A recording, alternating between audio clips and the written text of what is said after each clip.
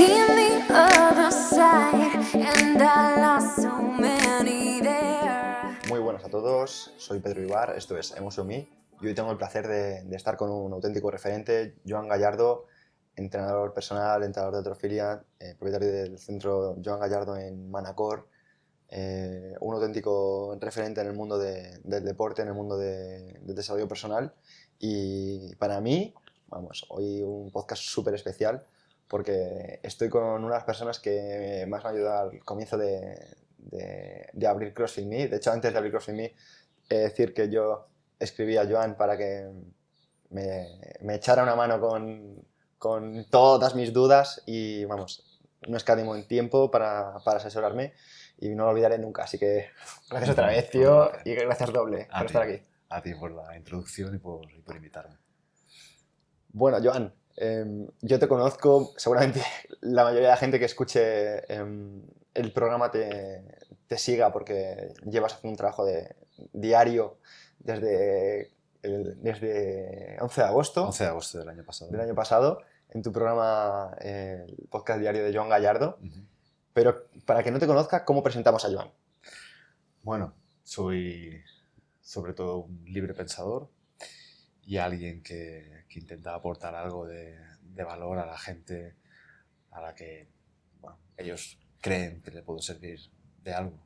Simplemente aprovechar todo lo que yo he aprendido, todo lo que he vivido y he experimentado y he observado y lo poco que conozco y lo poco que sé o pueda saber, darlo y mostrarlo y simplemente pues lo que hacemos básicamente todos los que estamos en este plano, que es dar casi más que un punto de vista, una opinión, dar una filosofía propia de vida, influenciada por muchas otras. Claro está que no hemos venido aquí a inventar nada, pero sí a vivir bajo unos valores y principios propios a los que ser fiel hasta que uno considere que ha llegado el momento de cambiarlos incluso. Brutal. Joan, mucha gente alucina contigo porque, vamos, quien no te conozca pues no contextualizará cosas que nos comentaba, como por ejemplo que renunciaste a una plaza fija como funcionario del Estado, como que en tu primer centro pues se te quedó pequeño y tuviste que abrir otro más grande y eso es fruto del éxito. Y que además eres un hombre de familia, tienes 2 niños, ¿no? 2 hijos, un niño y una niña. Y que también es algo a lo que dedicas muchas horas. Y me gustaría cómo compatibilizas eso con todo lo anterior. Bueno, pues con mucha organización y planificación.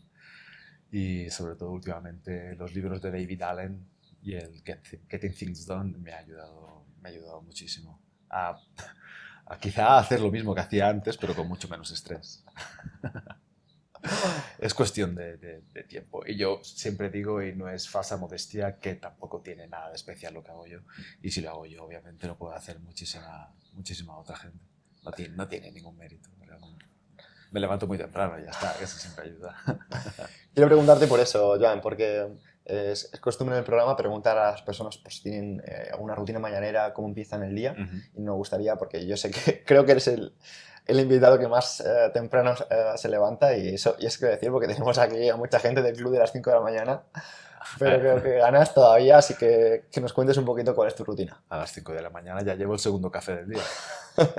Me levanto entre las 4 y las 4 y media, no es una hora fija porque me levanto con la aplicación Sleep Cycle que aprovecha para no interrumpirte una fase profunda de sueño y eso, 4 y media me levanto, me doy una ducha, me preparo un café y ya empiezo a pensar en el podcast.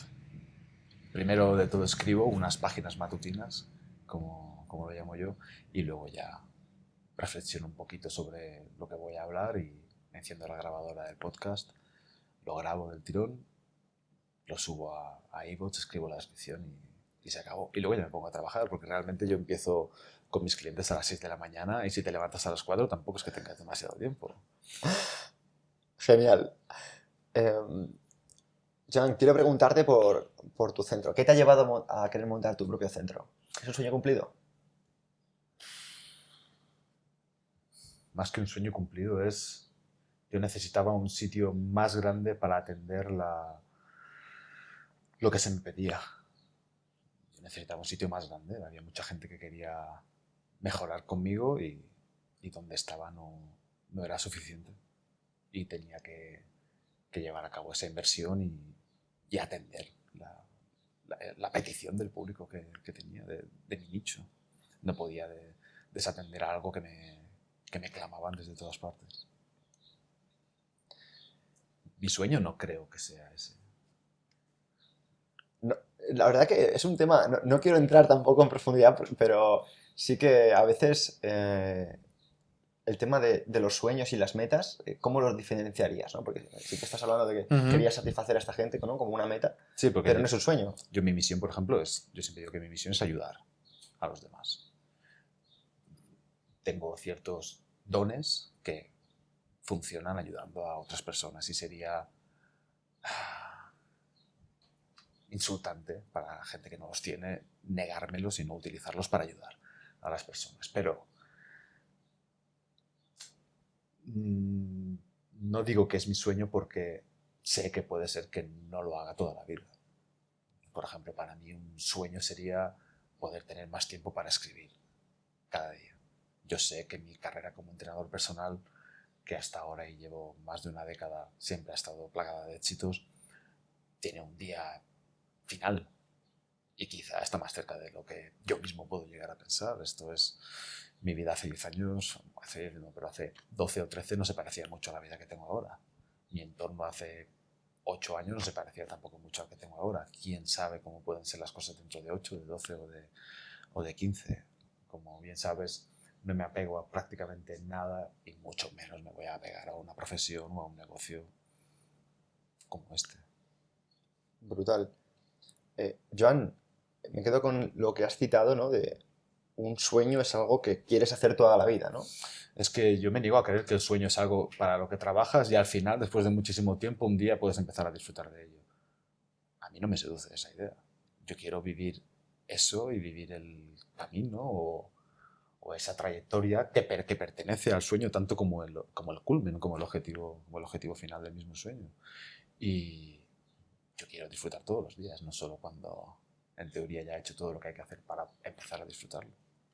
Y yo de lo que más disfruto en la vida, aparte de estar con mi familia, es de escribir y de hablar. Y eso lo hago ya, todos los días. Y lo haría todos los días. Y eso sí que no me veo dejándolo de ninguna manera. Me parece genial porque eso se hila con la siguiente pregunta, y es que, bueno, los que te llevamos siguiendo desde hace años, porque tú comenzaste a divulgar en Twitter, creo que hace ya unos cuantos años. Sí, bastante. Nos recordamos a un Joan que se enfocaba mucho en el entrenamiento de estética y ahora vemos que con los años ese entrenamiento se ha vuelto como algo espiritual, ¿no? ¿Qué cambia, ¿no? Para que alguien llegue a esa evolución. Bueno, a veces simplemente una persona tiene que predisponerse a andar un camino y después simplemente estar atento a las bifurcaciones que aparecen. Y no apegarse al camino principal, sino atreverse a asomar la cabeza por otros lados a ver qué es lo que hay. Yo sí que es cierto que hace quizá unos 7 años entrenaba por el componente estético. Anteriormente había competido en culturismo incluso. Y era más o menos lo que había aprendido, pero me empecé a aburrir fuertemente de entrenar de esa forma. Me daba por saco no sentirme atleta. Sentirme más casi como un modelo que como un atleta. Yo quería ser un deportista. Y de esa forma yo no me lo sentía. Incluso cuando estaba metido de lleno en ello y había una discusión en el mundo del culturismo, a ver si somos atletas, a ver si no somos atletas. Y había, dentro del mismo culturismo, había gente que defendía las dos posiciones. No era todo el mundo diciendo que sí que éramos atletas y otro que no. Y yo no me consideraba como tal. Porque yo pensaba, para ser atleta tengo que tener alguno de los atributos, no solo la apariencia de un atleta, de un deportista. Y fuera lo que los demás pensaban, yo sentía que necesitaba sentirme como un deportista, como un atleta. Y empecé a entrenar de otra forma que, por suerte, me empezó a divertir muchísimo. Y es algo que hasta ahora no me he cansado, gracias a Dios, porque el día que me canse, dejaré de entrenar. El día que no me divierta más lo que estoy haciendo, se acabó. Y esto es una constante en mi vida. Cuando me dejo de divertir con algo, muere. Brutal. quiero preguntarte, porque muchas de las personas que siguen el programa les interesa tu visión sobre diversos aspectos, como por ejemplo pueden ser el ego, sobre el estrés. ¿Son tan malos el ego? ¿Es tan malo el estrés, por ejemplo? No, el estrés no es malo. Lo que pasa es que el ser humano se está acostumbrando y está normalizando el hecho de estar estresado mucho tiempo al día, muchos días a la semana, muchas semanas al mes y muchos meses al año. Y eso de verdad, bueno, ya hay organizaciones que consideran el estrés como la causa de muerte número 1 en el mundo, con efectos directos e indirectos. Y yo creo que lo peor que podemos hacer es, primera, negarlo por completo, o sea, prohibirnos sentir un poco de estrés, porque en parte dependemos y muchas de nuestras mejores respuestas pueden venir gracias a un estrés provocado.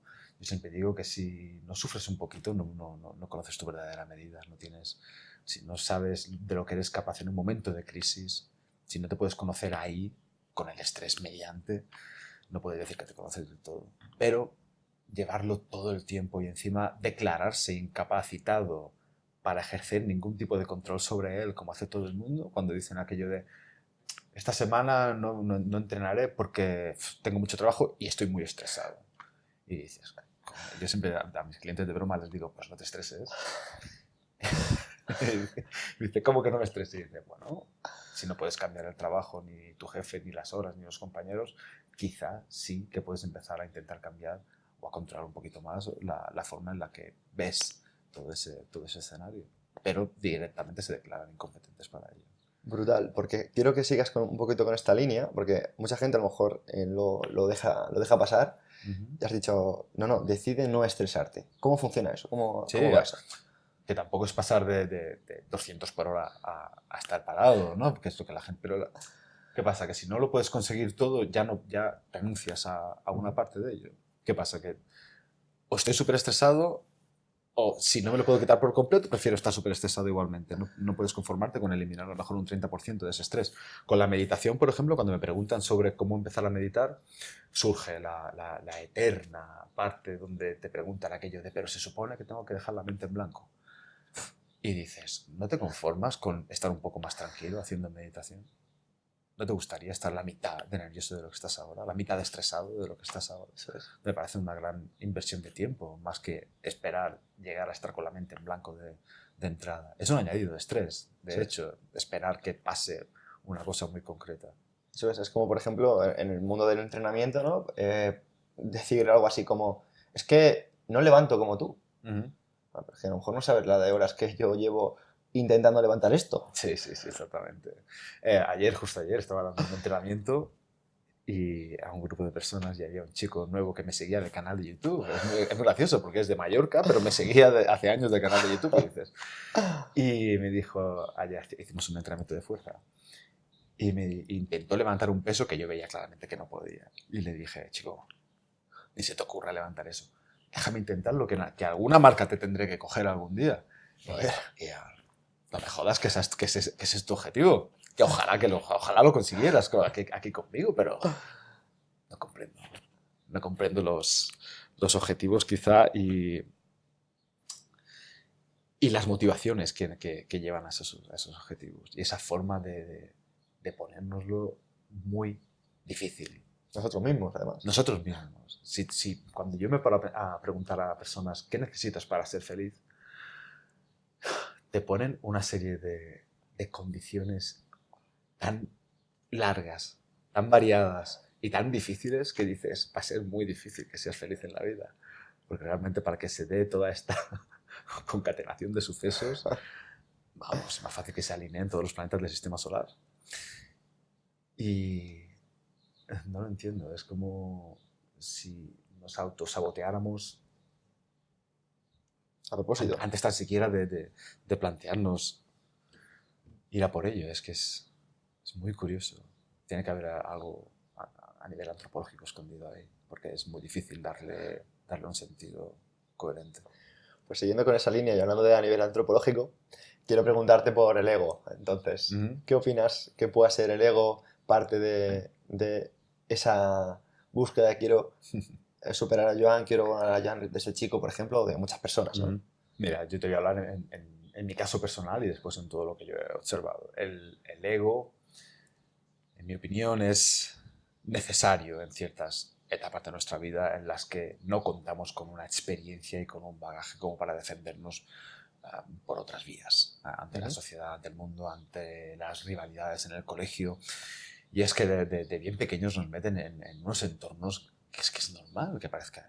O sea, coger a una criatura y meterlo en una clase con 30 niños que él no ha elegido, con los que no ha elegido convivir, y de repente con adultos que luego a lo mejor tienen problemas personales y no saben separarlos del trabajo, como yo he visto, por ejemplo, en el colegio de mis hijos. Y es un entorno muy estresante para ellos y donde, salvo que tengan mucha suerte con el grupo de niños con el que les toca estar y con la profesora o profesor con el que le toca aprender, pues lo va a tener muy, muy jodido para desarrollarse y para no desarrollar encima un ego súper grande como ese que desarrollamos todos en esas fases. Ahí es necesario, en fin, para nuestra supervivencia, porque si no, es que no tenemos otra herramienta para llevarlo a cabo. Pero después de la fase de crecimiento de la adolescencia y primera etapa de la adultez, ya deberíamos empezar a intentar separarnos de ello, o por lo menos a intentar ser conscientes de cómo hemos operado hasta entonces, porque ya en teoría ya habremos vivido cosas como para poder empezar a usar nuestra experiencia, nuestra propia visión, nuestros propios principios y valores, cosas que no podemos cultivar a los 12 o a los 11 años. Pero después, como te digo, la gente no se deshace de él y opera con el ego todo el tiempo, 24 horas al día. Y eso es muy complicado, realmente, de mantener, y que acabas sobreidentificándote con el ego. Y ya no acabas, no puedes atajar, discernir tan siquiera qué es ego y qué eres tú. Y esa confusión, esa pérdida de tu propia esencia, ese no saber qué eres tú, qué parte de ti está hablando, qué parte de ti está pensando, qué parte de ti real está operando, crea un sentimiento brutal de pérdida de conexión con el mundo. Y en parte la gente está tan perdida porque no se encuentra. Si tú estás perdido dentro de ti, ¿cómo te vas a querer situar fuera? Es imposible. Y yo creo que es bastante más sencillo. Lo que pasa es que no se enseña en ninguna parte. Y cuando hablas de esto, la gente le cuesta muchísimo abrir sus miras para intentar tan siquiera entenderlo, como si estuvieran muy dispuestos a defender aquello que les ha hecho bastante desgraciados durante mucho tiempo.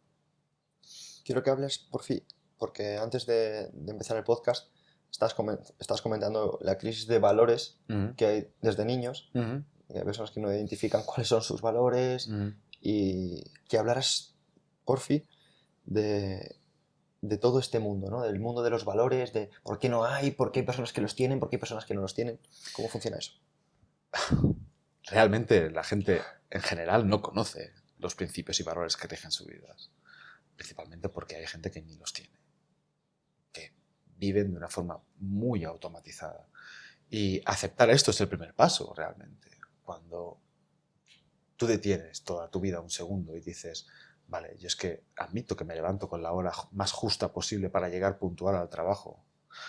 Me levanto en modo automático, ni me planteo nada, hago una serie de pasos automáticos, me levanto, ducha, me visto, cojo la ropa, voy, pongo la radio en el coche, llego al trabajo, oye, me he puesto de trabajo, me dicen lo que tengo que hacer, miro la hora cada 2 por 3 para salir, de vez en cuando miro WhatsApp, contesto, llega mediodía, voy a comer, vuelvo al trabajo, salgo, compra, casa, me ducho, serie, maratón de series, voy a dormir, otra vez igual, llega el fin de semana y lo que hago es intentar rellenar todo el fin de semana entero de planes, ¿no? Y así es muy difícil que alguien se pare a pensar nunca en cosas tan poco entretenidas como los valores y principios, pero tan vitales, ¿verdad?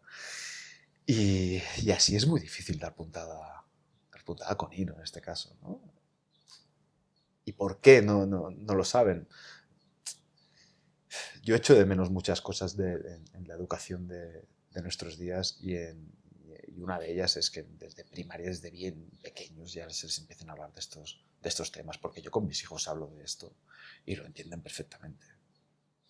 Y lo entienden perfectamente. Incluso si se lo sabes plantear, llegan a desarrollar herramientas alucinantes y tienen una capacidad para razonarlo a veces incluso mejor que la de muchos adultos. ¿Qué le dirías a personas que a lo mejor digan, pues es que yo no sé qué son los valores, qué son los principios? Porque a lo mejor hay gente que esto le suena a chino y a lo mejor valores o principios piensan incluso que puede ser tener una casa o yo qué sé. Entonces, ¿qué son los valores? Pero desde que cuando una persona dice tener una casa es un valor, bueno, no exactamente, pero a lo mejor sí que incluye la seguridad, ¿vale? Y ahí ya puedes empezar a construir. Pero es que aquí una vez más, como decir qué valores y principios tienes tú parece una cosa muy difícil, ya mejor ni el intento. Buenísimo. ¿Vale?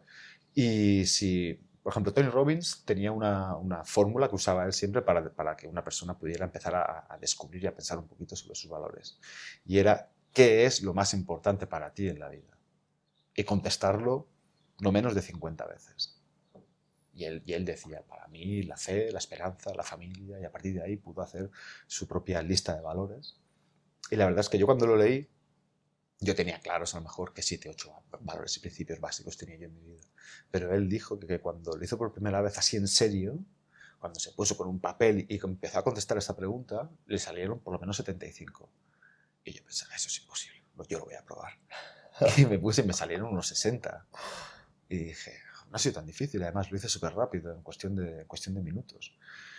Y cuando se lo he ofrecido hacer a otras personas, se quedan asombradas de lo rápido que salen esos valores y principios.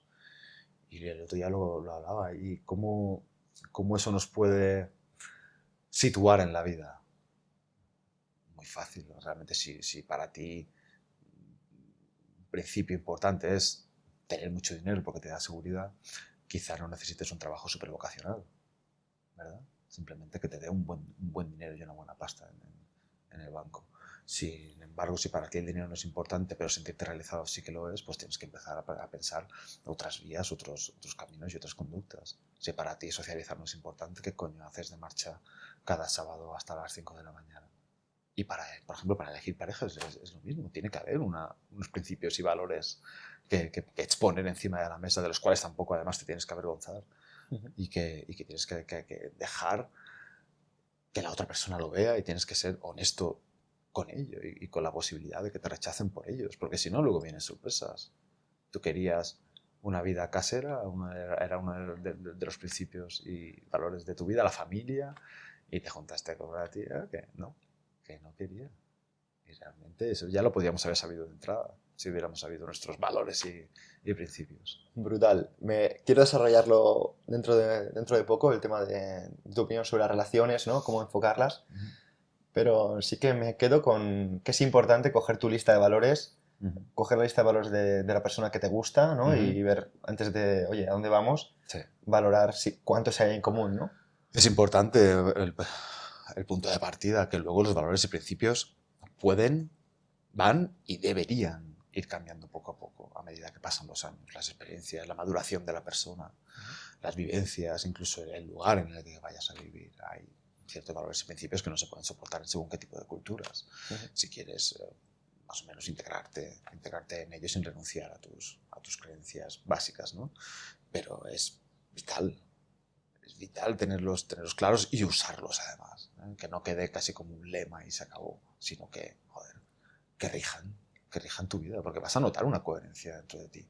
Eso es. Vas a notar una sintonía real entre lo que pasa fuera y lo que tú sientes dentro.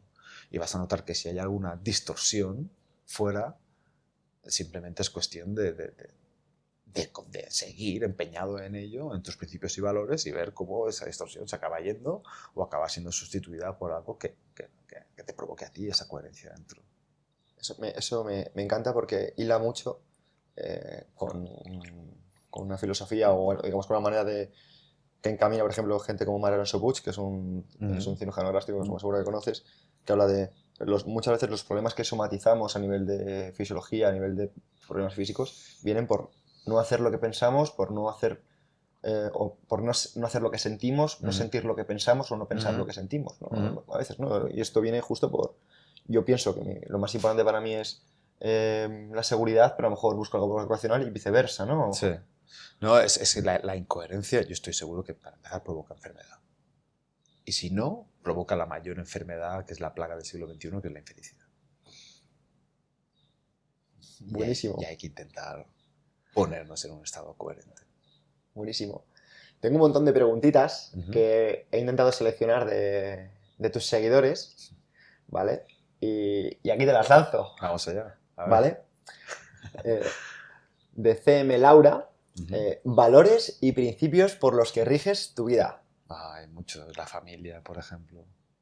Para mí es muy importante la familia y sobre todo mis hijos. Son lo más importante que tengo, seguro. A mí, yo siempre lo digo, yo si algo soy papá.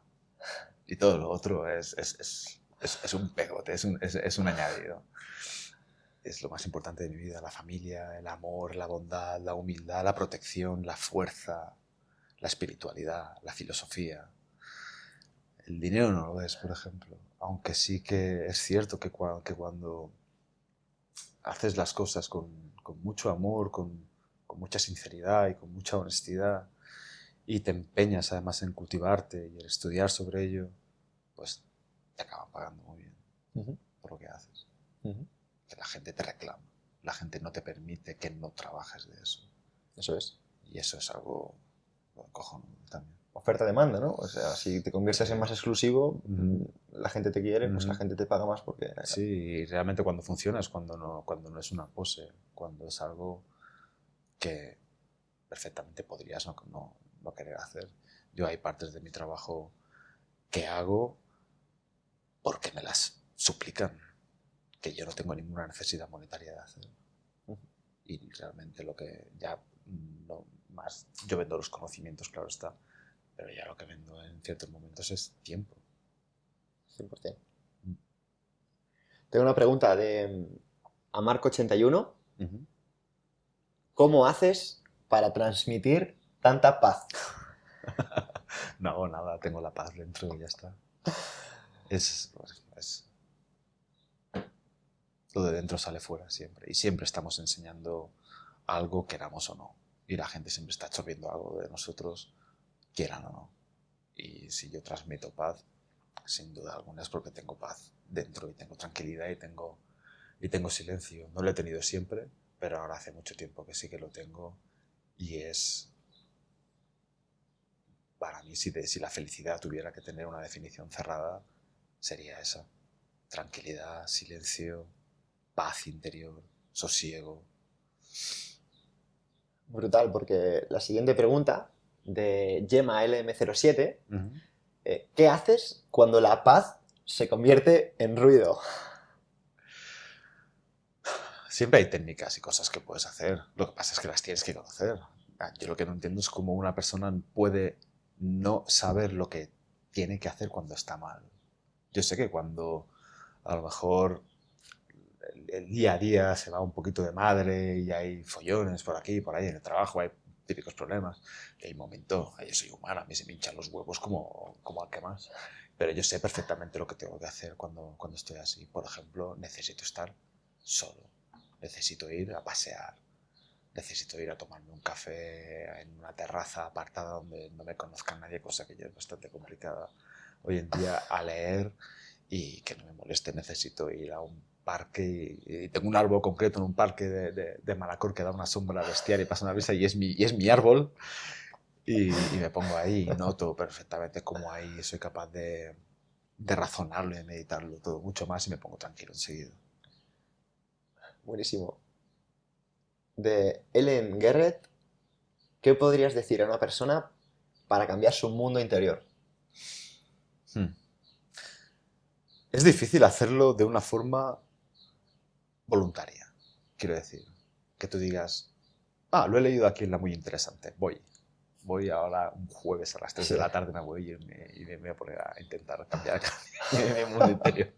Realmente es muy difícil, pero sí que se necesita vivir, se necesita tener un poco de bagaje y se necesita un par de bocados de la vida, un par de cicatrices de las buenas y además ya no diré una epifanía, pero sí algún momento clave en el que tú digas, "Oh, recuerdo que me pasó esto y me estuvo dando vueltas a la cabeza y a partir de ahí empecé a entender más esto y más lo otro y cambié". Por eso yo a la gente que se declara infeliz y que me dice, ¿cómo lo hago? Y digo, sigue por la infelicidad, sigue por ahí.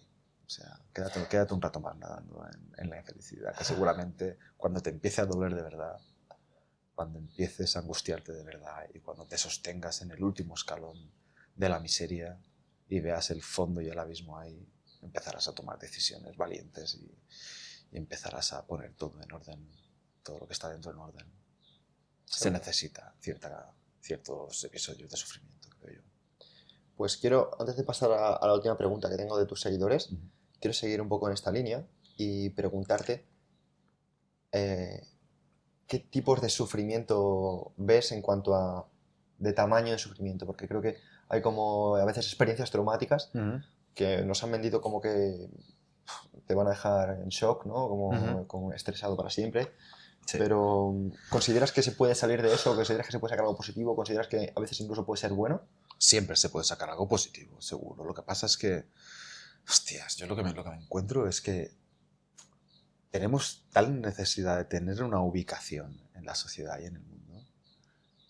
Tenemos tal necesidad de cumplir un rol, un personaje, que ya nos va bien el personaje de la víctima. Ya nos va bien el personaje del sufrido, el personaje al que le han roto el corazón. Y además eso lo malo que tiene es que atrae a muchos salvadores de vidas. Uf, qué buena. A mucha gente que quiere levantar a esas personas, que lo único que intentan hacer realmente es levantarse a ellos mismos. Y claro, que nos vemos aquí que esos personajes acuden como las moscas a la mierda y la persona que ya está en la mierda siente que por fin recibe esa atención.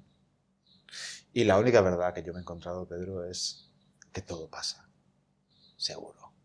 Que por muy jodido que te creas que estés y por mucho que te duela y por mucho que te joda pensar que pueda llegar a ser así tan siquiera, va a pasar.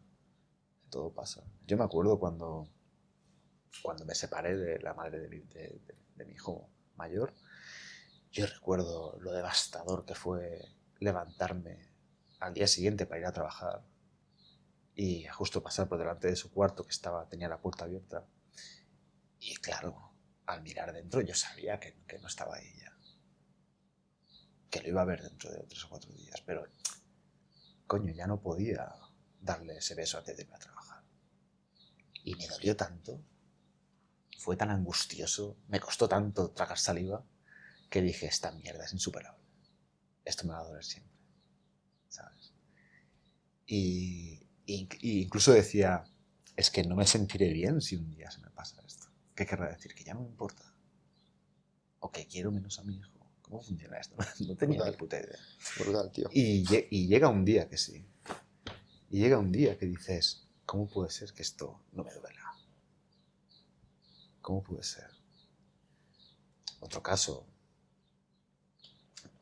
el hermano pequeño de uno de mis mejores amigos, siendo joven, tenía a lo mejor 20 años, se mató en un accidente de tráfico. Y yo estaba muy unida a su familia, y estoy muy unida a su familia. Y yo recuerdo el día del funeral, lloré. Vamos, como si me hubieran arrancado a un familiar mío. Y siempre iba a ver a su familia, a ver cómo estaban, si necesitaban algo, con mi amigo, que es su hermano mayor. Y ahora cuando lo veo a él, digo, me parece increíble estar hablando con alguien al que se le ha matado un hermano pequeño. El cerebro es la hostia, la mente es la hostia y el alma es increíble. Si le dejas, se hará cargo de ti, sin ninguna duda. Lo que pasa es que llegará mucho más tarde que si tienes ganas de estar jodido. Sí, que si sales de ese victimismo que la sociedad pide que tengas, ¿no? Sí, la sociedad y ellos mismos. El ego también, por ejemplo, que quiere mucha atención, la saca de donde sea. Y como te he dicho, hay mucha gente con egos también enormes que quieren salvar la vida de los demás. Y cuando una persona sufre, por lo que no se tiene que preocupar es por gente cerca. Va a tener muchísimas personas cerca. Y la cuestión es que quizá lo que necesita una persona en ese estado es un poquito más de soledad, un poquito más de introspección y un poquito más de trabajo interior que menos distracciones y gente alrededor. Eso es, lo has comentado al principio de la entrevista del podcast. No, el hecho de que muchas personas se vienen tan rápido que nos da tiempo a pararse, ¿no? Y ver a dónde van, ¿no? ¿Qué les hace feliz? ¿No? Es Todo que es eso. brutal, Pedro, porque piensa, cuando alguien viene a mi consulta y me dice, tengo un problema, pasa esto. Bien.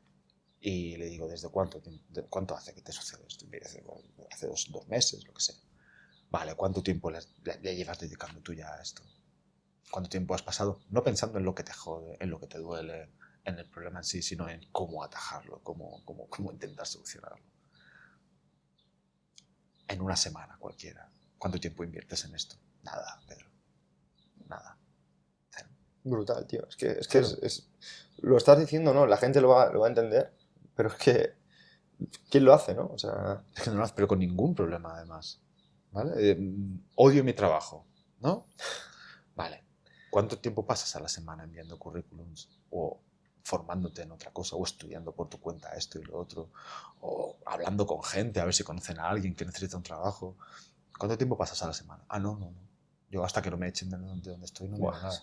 A lo mejor no haría falta que te echaran, a lo mejor si tú ya te movieras y empezaras a trabajar ese problema, a trabajarlo de verdad, no a quejarte de él, sino a trabajarlo de verdad, llegaría a un punto en el que eso empezaría a ser una opción real. Incluso podría llegar a ser una cosa muy concreta, como una oferta, una entrevista. 100%. 100%. Y tú poder ir a tu trabajo y decir, me voy, no quiero ni el finiquito, ya está, he encontrado otra cosa. Y eso también pasa en las relaciones, porque hay personas que estoy seguro de que te escriben y te dicen, oye, Joan, es que mi pareja tal. En lugar de a lo mejor decírselo a su propia pareja o trabajar en ellos ¿Tú mismos. sabes cuántas consultas de este tipo termino con un díselo? Díselo, ya está. Pero más de 60 en una semana, te lo prometo, Pedro. Recuerdo un chico, él decía, no. Yo le decía, díselo. Y decía, no, tenemos que hacer una consulta, Iván, hacemos un Skype y tal, y me dices que te debo, y yo, bueno, venga, vamos. Y yo, obviamente, esto lo cobro por adelantado. Y a los 10 minutos le había convencido de que se lo tenía que decir. Y se hizo un silencio de repente. Y me dice, ¿y ahora qué? Y yo, pues ahora te vas a tomar por saco, ya está, hemos terminado. Pero era eso, no había otra. No hay otra, realmente. Joder. Claro. Es que la gente lo que quiere es... La pastilla mágica es. No, y además que si la solución es muy rimbombante, es como más creíble. Sí, eso es mejor. ¿No? Sí. Y a veces no, casi siempre es que no funciona así. ¿Sabes? Que no funciona así. Lo que pasa es que vivimos un momento en el que es... Creo que es el momento de la vida de la historia de la humanidad donde peor nos comunicamos entre nosotros. De verdad, paradójicamente, porque tenemos más acceso a la comunicación 100%. que en ningún otro momento de la vida, pero me asombra que con 30 años tengamos a veces actitudes de niños de primaria. Yo entiendo que un niño de 7 años o 9 o 10 le dé vergüenza decirle a la niña que le gusta de clase que le va detrás, ¿vale? Pero que esto le pase a un tío de 35 años con ganas en los huevos no me parece normal. No me parece normal. Buenísimo, tío. Quiero empezar ya a hablar de relaciones porque muchas de las personas que te siguen quieren que lo hagamos, así que... Sí, me he convertido en el doctor amor de Instagram. Sí. Vale. Pues vamos a por ello. Empezamos. ¿Qué pasos consideras que se debería seguir antes de plantearte querer tener una relación? Uh-huh. Primero, si es más un deseo o una necesidad. ¿Vale? Porque si es una necesidad, estamos jodidos. Yo no empezaría nada. Tiene que ser algo que digas, me gustaría estar en pareja. Ahora bien, funciona perfectamente sin. Y por lo tanto no tengo ninguna urgencia. Y por lo tanto no me tiraré a primer mono que aparezca. Y tendré claro que, ya que es una inversión tan fuerte de vida, puedo ofrecer también una inversión fuerte de tiempo y tener mucha paciencia para eso. Creo que eso facilitaría muchísimo las cosas. Luego, como hemos dicho antes, poner en solfa principios y valores y no acabar yéndote con alguien que no va en tu camino de ninguna forma. Y lo otro, obviamente, intentar conocer mucho a esa persona. Y más que intentar conocerla, es hacerle sentir que se puede mostrar tal como es. ¿Sabes? falsedad, ese querer aparentar la mejor versión posible que tú crees que la otra persona espera ver. Eso es fuerte y eso pasa muchísimo. Tú empiezas a salir con alguien y a ti a lo mejor, yo qué sé, me pongo una tontería, te encantan los Backstreet Boys, ¿vale? Y cuando llevas 2 conversaciones con la otra persona, de repente dice, ¿te acuerdas de los Backstreet Boys? Eran una puta mierda. Y tú ya dices, me cago en Dios. No voy a mencionar los Backstreet Boys. Mal. Tendrías que decir, a mí es que me encantan los Backstreet Boys. Y necesito una persona que le guste los Backstreet Boys. ¿Sabes? Es que, dicho así, ¿no? Parece un ejemplo muy, muy sencillo, muy tal, pero es que no pasa ese tipo de cosas. Quiero decir que es tan sencillo como decir lo que tú piensas, lo que tú quieres y ponerlo en contrapunto con quien quieres estar. Vamos a ponerlo con un tema serio. Yo quiero tener más hijos. Exacto, ¿no? ese tema. O quiero tener 6 hijos. Eso es. Y conoces a una tía, hostias, que te encanta, que dices, cago, la leche está a partir de buena, es súper simpática, graciosa, me hace sonreír, le gusta ir a los mismos sitios que yo, pero empiezas a hablar con ella y un día estás tomándote una caña y hay un niño en el otro lado y la mujer dice, putos niños, no tendría uno en la vida. Y claro, tú ahí se abre, ahí sí que es esto, sí que es pastilla roja, pastilla azul. Y tú ahí tienes que decir, ¿qué hago, tío? O sea, estoy a un paso de perderla para siempre. Si yo le digo que yo necesito a una mujer que quiera tener hijos. Pues esa es la puta vida. 100%, tío. Pues se lo tienes que decir. Por ti y por ella. Eso es. Le estás haciendo perder el tiempo. No le estás dejando encontrar a un tío que no quiera tener hijos. ¿Qué clase de egoísmo es ese? Es el egoísmo que provoca el miedo a no encontrar. El miedo a no encontrar. Y el miedo a quedarnos solos. Pues yo tengo una noticia y es que si pierdes el miedo a estar solo, es muy difícil que te quedes solo. Muy difícil. Total, tío. Hemos comentado antes del podcast que muchas veces puede parecer que estás con la persona adecuada porque tus valores son los mismos, digamos, las aficiones incluso son las mismas, ¿no? Digamos que hay muchos puntos en común, pero a lo mejor las metas, ¿no? O sea, tú tienes ciertas metas, esa persona está cómoda y a lo mejor durante un tiempo vamos a, digamos, a compatibilizar, vamos a ser felices, pero eso tiene fecha de caducidad. Sí. A poco que las 2 personas sigan viviendo y experimentando y creciendo, obviamente se puede dar que una que se quede atrás y la otra siga hacia adelante, o que los 2 sigan hacia adelante pero en puntos diferentes. Y ahí una de dos, o se intenta averiguar de qué forma se puede seguir sintiendo esa conexión, que no hace falta que, por ejemplo, que las 2 personas de una pareja trabajen de lo mismo, que asciendan a la vez. No, pero que quizá de alguna forma que los principios y valores se cambian, que sigan siendo parecidos. De forma involuntaria, quizá, ¿no? Que de repente diga, pues, tío, hemos tenido un hijo, pues ahora nos gusta menos salir a cenar fuera. Y si les pasa a los 2, ahí no hay ningún problema. Pero si de repente al padre le apetece quedarse más tiempo en casa y a la madre, agobiada por lo que sea, le gusta empezar a salir más, coño, ahí empieza a haber problemas, ¿eh? Y por mucho entendimiento que tú metas ahí en juego, tú lo que sientes es que estás solo en tu casa con los niños y que tu mujer no está y que la otra persona está por ahí y que viva la pepa. Ahí ya hay un problema. Y una de dos, o se habla y se explica muy bien, o ya aparece una falta de sintonía que acabará suponiendo un problema. Total. Y al revés igual, claro. Total. Joan, este punto me parece súper curioso y es ¿en qué nivel hay que controlar lo que es la posesión del compartir en una pareja? Wow.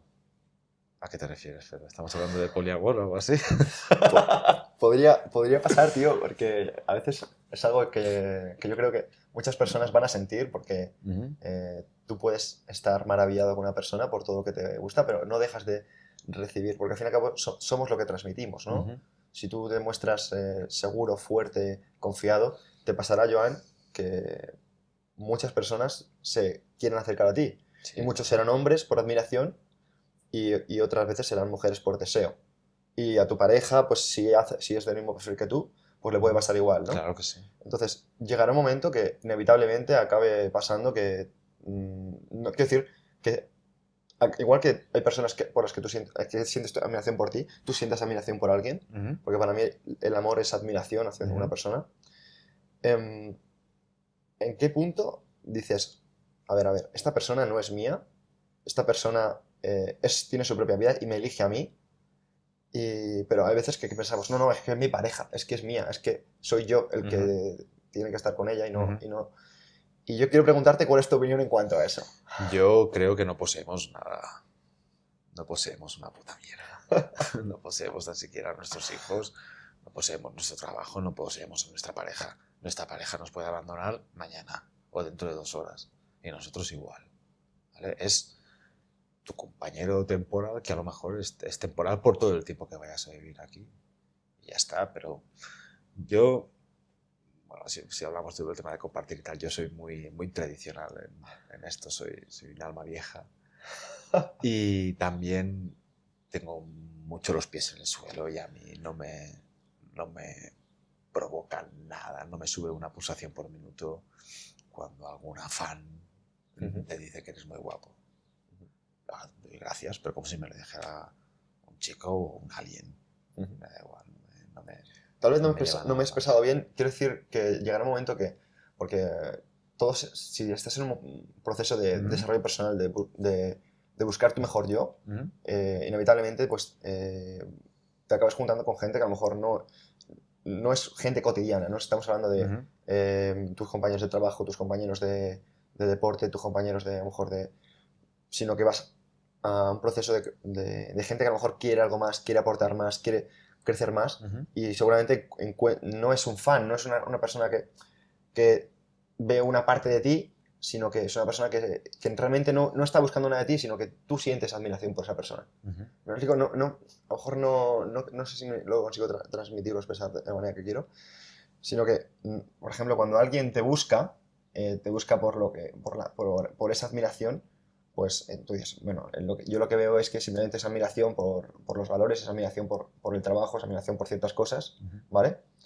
Pero puede pasar que tú sientas esa admiración por otras personas porque somos humanos, ¿no? Claro que sí, lo que quiero decir es que cuando esas dos personas convergen, quiero decir que tú dices, ostras, es que yo admiro a esta... Como te habrá pasado con tu pareja... Que se lleva muy bien. Que dices, eso es, sí. Que digas, oye, esta persona, si no estuviera con mi pareja, esa persona estaría con esta persona, ¿no? Quiero decir, a ese nivel, porque quiero decir, no es algo sexual de esta chica me diera los trastos y está muy buena, sino a nivel de emoción, a nivel de pasión. Tampoco creo que haya por qué confundir eso ni llamarlo de otra forma que no es, ¿no?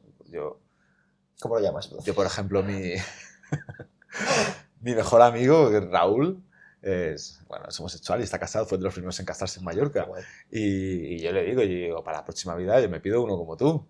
y dices, pero yo soy heterosexual, ¿sabes? y no me iría con él, pero yo la admiro muchísimo y es vamos, de las mejores personas que me he encontrado en mi vida, me podía encontrar. Pero la admiración que le tengo, si fuera una mujer, no provocaría un pensamiento de mi parte de decir, si no estuviera con mi novia estaría con esta. O sea, no me ha pasado nunca, ni creo que me pudiera pasar. Porque lo separo muy bien, además, porque yo sé quién me conoce y sé quién me está idealizando. Y sé que lo más común es que te idealicen.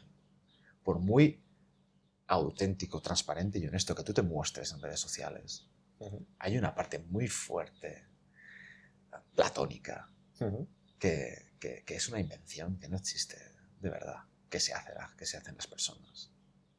A mí, todos los días, en mensajes privados me dicen cosas como, estoy seguro que a ti te gusta esto, ¿a que sí? Y yo, no. Hubiera jurado que tal, yo, mal jurado.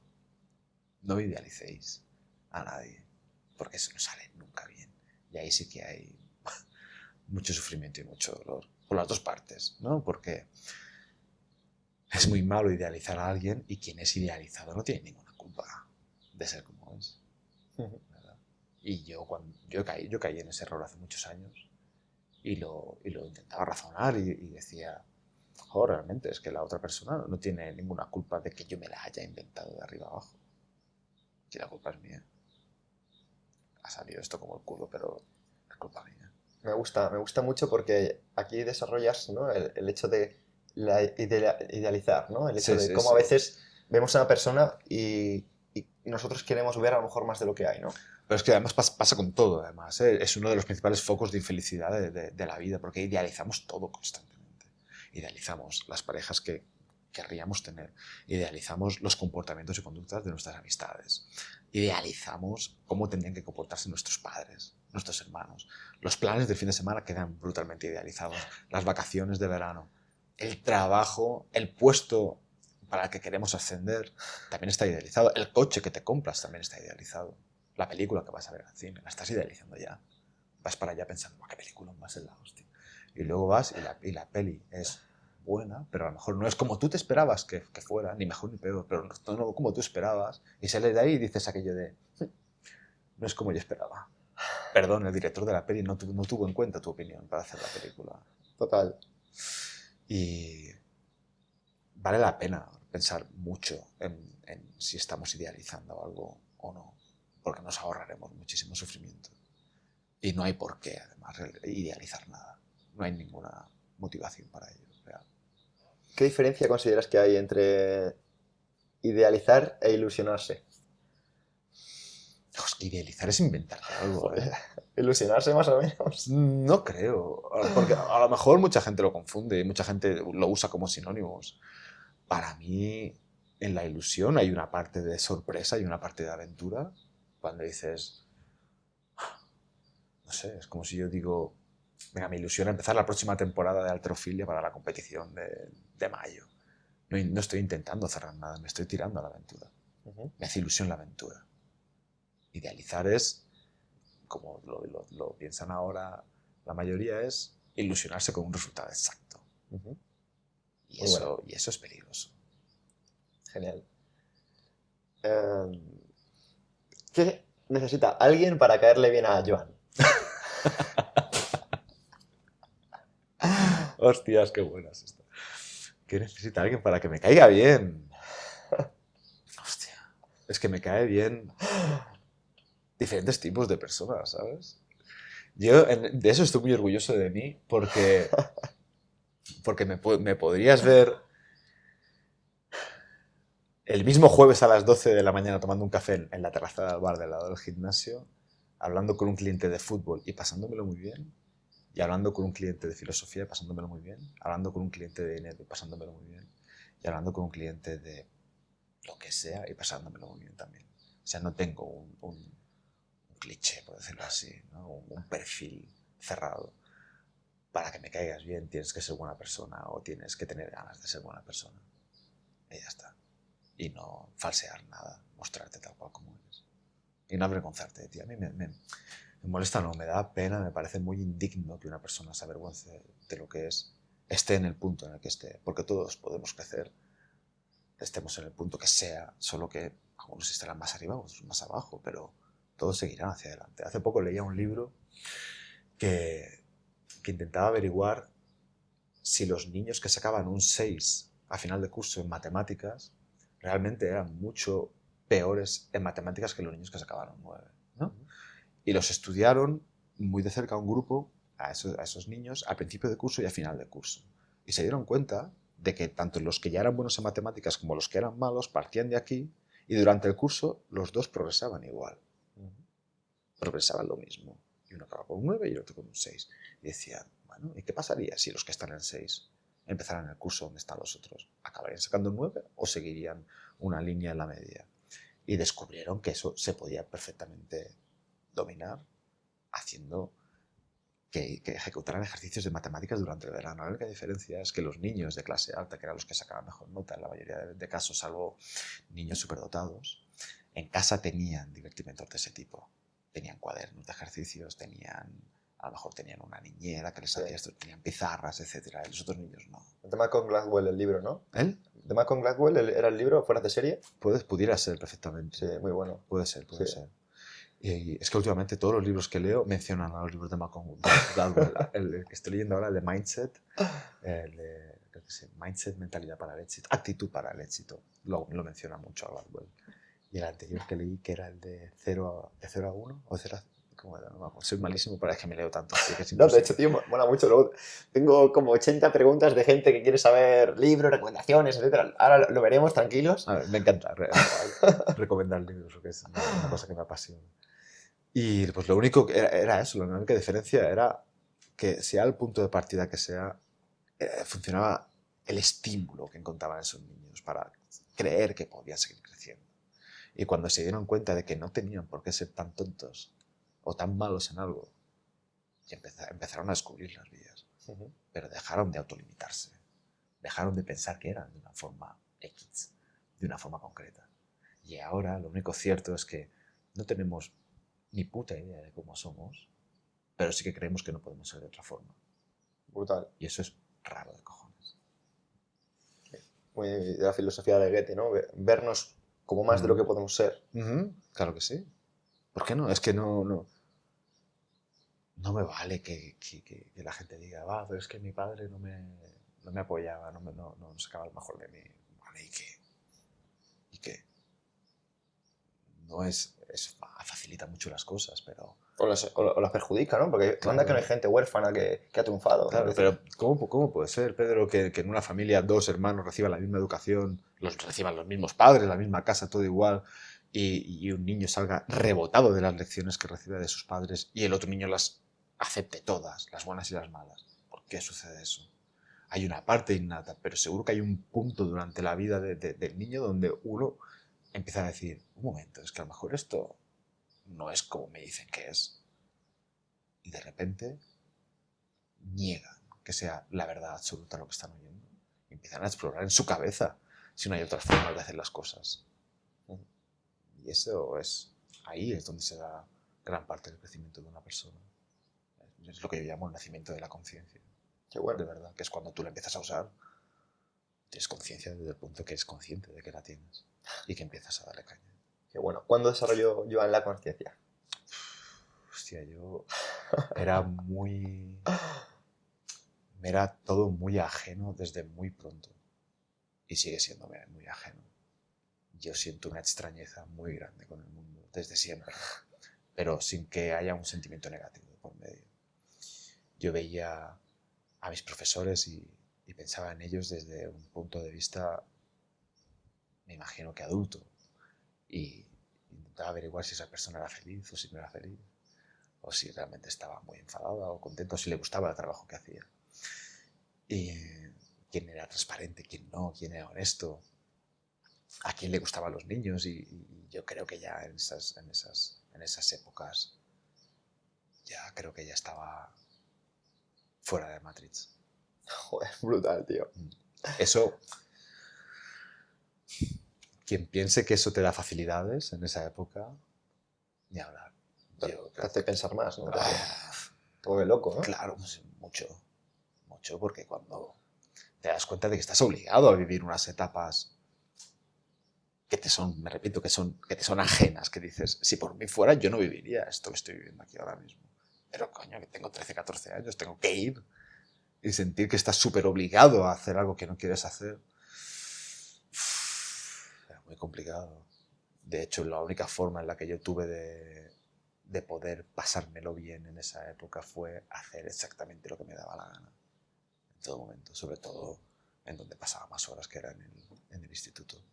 Lo viví exactamente como me apeteció, sabiendo que no iba a influir mi vida para nada. Joan, sé que eres un amante de la filosofía, valga la redundancia, ¿no? Y quiero preguntarte un poquito porque tengo muchísima curiosidad sobre tus influencias y sobre todo por tus preferencias en filosofía. Bueno, a mí tengo filósofos favoritos, obviamente. Bertrand Russell, por ejemplo, es uno de mis iconos.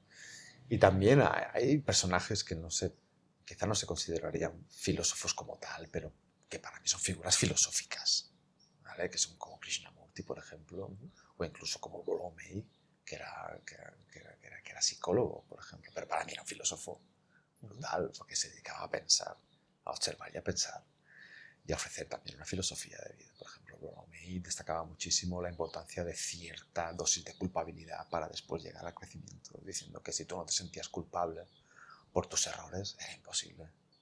remontarlos.100%. Algo tan fácil como eso. Pero obviamente mi vertiente filosófica favorita es el estoicismo. Joder, qué grande. Seguro. De hecho, el último libro que me leí, Cómo ser un estoico, hizo mucha gracia, porque parecía muy estoicismo para dummies y tal, pero me parece un libro muy contundente de filosofía. Y entre ellos mi favorito, Séneca, seguramente. ¿Y de qué le podrías decir? Porque hay personas que a lo mejor sienten como un poquito son un poco reacios a la filosofía, básicamente por desconocimiento. Y con lógica. Y con lógica. Está totalmente razonado que la gente tenga cierta aversión a la filosofía por cómo se nos ha dado la filosofía en la educación básica, secundaria y superior. No me gusta una mierda. Es que pero porque no era filosofía, sino historia de la filosofía. Eso es. Y eso puede ser un coñazo, como puede ser un coñazo historia de la música. Y no un coñazo por tocar la batería y tocar un banjo, no lo sé, ¿me entiendes? 100%. Y... Perdona, Háblanos del estoicismo, tío. Cuéntanos un poquito del estoicismo. Yo creo que nos falta mucho estoicismo, que nos vendría muy bien a la sociedad hoy en día. Que nos quitaría mucho la tontería de encima.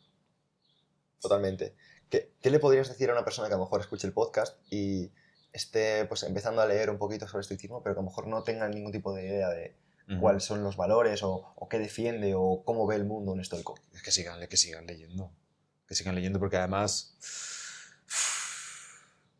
los mismos estoicos estaban ciertamente abiertos a ir cambiando la doctrina, la filosofía, por decirlo así. Y estaban muy, muy abiertos a los nuevos estoicos que iban llegando y iban a lo mejor proponiendo ligeras modificaciones.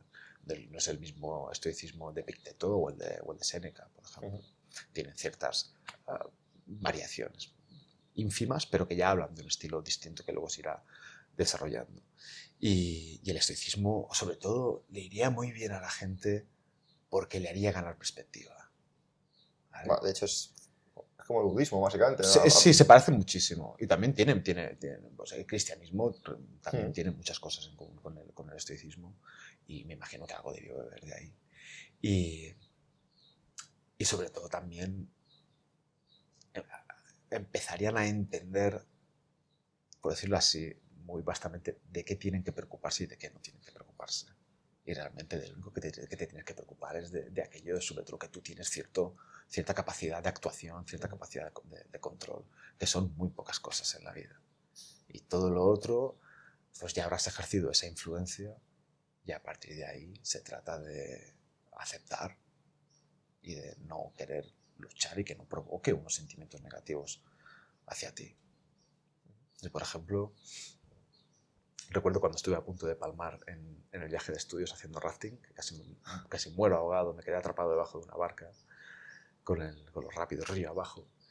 Y yo recuerdo hacer todo lo posible para salirme de ahí. Pero tenía un pie trabado en los elásticos y me iba golpeando, perdí el casco y estaba lleno de agua. El agua se movía muchísimo y no dejaba ninguna burbuja para respirar. Lo que sería, si esto era la barca, pues dejaba a veces alguna bolsita de aire donde yo iba cogiendo un poquito de aire, pero ya llegaba un punto que estaba tan encabronada el agua que no se podía hacer nada. Y yo luché, hice todo lo que pude con lo que yo podía controlar, pero ya hubo un momento que ya no servía para nada. Y en ese momento se fue el miedo, además. Y dije, suelto. Me muero. Pero fue una resignación bonita y positiva, de verdad. No fue algo malo. Y me dio mucha tranquilidad. Y hizo que el miedo se disipara en un segundo. Y si la gente supiera que hay cosas que no puede controlar, se sentirían mejor. Al contrario de lo que piensan. Que para sentirse bien lo tienen que tener todo controlado, todo asegurado, que la incertidumbre no tiene que existir. Pero es que todo, casi todo es incertidumbre. Y solo me puedo encargar de lo que yo puedo controlar. 100%. De hecho, una de las características del estoicismo es entender que la muerte forma parte de la vida y que no hay que tenerle miedo. Sí, por ejemplo, ya está claro que no todo el mundo puede someterse a una experiencia cercana a la muerte como tuve yo, ¿no? Pero yo lo agradezco muchísimo porque que con 12, yo iba a séptimo, con séptimo tienes 12 años, ¿no? De la antigua EGB, que con 12 años hayas estado a punto de morir y que sepas que en ese último segundo no hay miedo, que no pasa nada, que incluso parece como bueno, como cálido, y poder jugar con eso el resto de tu vida. Es decir, si la muerte ya no me da miedo, ¿qué me tiene que dar miedo? Nada, realmente. Dirás, bueno, que se te muera un hijo, ya, pero es que yo a eso no juego. No juego a antinatural. También por esa regla de tres me puede dar miedo que un meteorito caiga, que no lo hayan visto, que no tiene que ver y que parta la Tierra en 1000 trozos. No juego a eso. Igual que no juego tampoco a pensar en que si voy por la calle me cae una maceta en la cabeza de 20 kilos y me destroza el cráneo. No para pensarme también en que a mis hijos les pueda pasar algo porque es antinatural. Yo no puedo pensar no me puede preocupar que mis hijos se vayan antes que yo de este planeta. Sencillamente no me lo permito. Estoy a dieta de esas tonterías. Pues sacas ese tema, pero es algo que creo que la mayoría de los padres viven con ello, ¿no? Viven con ese miedo. A mí me lo contaban que hace como muy poco una pareja amiga acaba de ser padre y era como que tenían como ese miedo constantemente a... Seguramente sea miedo porque no les ha pasado quizá algo lo suficientemente grave. A mí casi se me muere mi hijo atragantado con un trozo de pollo, de pechuga de pollo rebozada en mis brazos, que le tuve que hacer la maniobra de Heimlich. Que menos mal que me la enseñaron en la policía. Joder. Y tú cuando ves eso dices, menos mal que no tenía miedo, ¿no? Menos mal que pude estar tranquilo para hacer lo que tenía que hacer y ya está. En ese momento me acordé del estoicismo, te lo prometo. Joder, porque chaval. Pensaba, yo puedo hacer algo si estoy tranquilo ahora. No he podido hacer nada para que mi hijo no se le quedara un trozo de pollo aquí en el cuello, pero estoy aquí y puedo hacer algo si me pongo tranquilo, si me sereno y tomo el control, porque tengo capacidad de acción. Puedo controlar esto. Y si tienes la puta mala suerte de que te pasa algo así, pues a luchar y ya está. Pero yo no me permito tener miedo antes de que pasen cosas. Un cliente que tengo en alta estima, a su preciosa hija pequeña la diagnosticaron con leucemia. Y desde el minuto 1 pues se pusieron a luchar con ello y ya está. Y hasta entonces han podido tener miedos a otras cosas, ¿no? A que yendo de excursión con el autobús tenga un accidente, pero son miedos que no están razonados realmente, que están sustentados encima de la nada. ¿Cuántas veces mi madre se debió preocupar de que a mí o a mis otros 2 hermanos nos pasara algo nunca? O mi padre les debió quitar el sueño y no nos ha pasado nunca nada. Y dices, ¿para qué ha servido realmente? O sea, como la frase esta de Mark Twain, dice, la mayoría de los problemas que me han preocupado durante toda mi vida no llegaron nunca a suceder. No han sucedido jamás. Es que es así. Es así. Y no hay, de verdad, que yo he intentado razonarlo y meditar sobre ello y pensar en, bueno, ¿qué razones y motivos tenemos para tener estos miedos? ¿Tienen algún sentido a nivel protector? O sea, quiero decir, si mi madre cuando yo era chaval le hubiera dado mucho miedo que yo hubiera cogido moto, podría haber hecho que ella me hubiera prohibido tener moto. No, porque una madre sabe que si prohíbe algo a un hijo acabará cogiendo el hijo la moto del colega, y una moto que no conoce, peor. No tiene ningún sentido. Al final, yo creo que también es una gran parte de elección. Yo podría sentir el mismo miedo que siente cualquier persona común. Yo podría ahora mismo pensar en tener miedo de que mi negocio quiebre, de que a mis hijos les pase algo, de que un amigo se muera, pero elijo no tenerlos. Eso es, el miedo es una elección. Yo lo elijo no tenerlos. Que no podría tenerlos. Los cojones. Es como cuando me dicen, es que tú eres muy fuerte, Joan. Y yo, sí, de nacimiento, no te jode. Y es una elección también. O cuando te dicen aquello de, no, yo es que necesito dormir 9 horas del tirón y tú, qué suerte tienes que con 6 te basta. No es cierto. Eso es. De hecho, me gusta este tema porque casualmente la gente cree que esto funciona por motivación cuando realmente funciona por sistemas. O sea, sí, o por hábitos. Sí. Y los hábitos se tienen que instaurar. Así se tienen que trabajar. Ayer o caliente. Oye, ¿qué te crees? Que fue muy, muy guay levantarme los primeros días a las 4:20, 4:15, 4:30 de la mañana. No lo fue. Y un domingo, primer domingo que no tienes por qué levantarte a esa hora, seguir levantándote a esa hora, no es fácil. Levantarte y decir, es que no tengo que ir a trabajar, pero bueno, tengo un día por delante, faltan horas para que se levante el resto de la familia. Y dices, bueno, es que si lo quiero hacer, si quiero los beneficios, tengo que soportar las dificultades que conlleva. Ya está, no puedo elegir tocar la guitarra y que no me duelan las púas en los dedos al principio. Las púas, las cuerdas en la yema de los dedos. Te lo llevas todo o no te llevas nada. Y por suerte, la vida funciona así. 100%. Joan, ahora quiero preguntarte por tus influencias. ¿Quiénes son tus influencias? ¿A quién consideras tus mentores? ¿Cómo va esto? Mira, soy de admirar realmente como tener ídolos a pocas personas.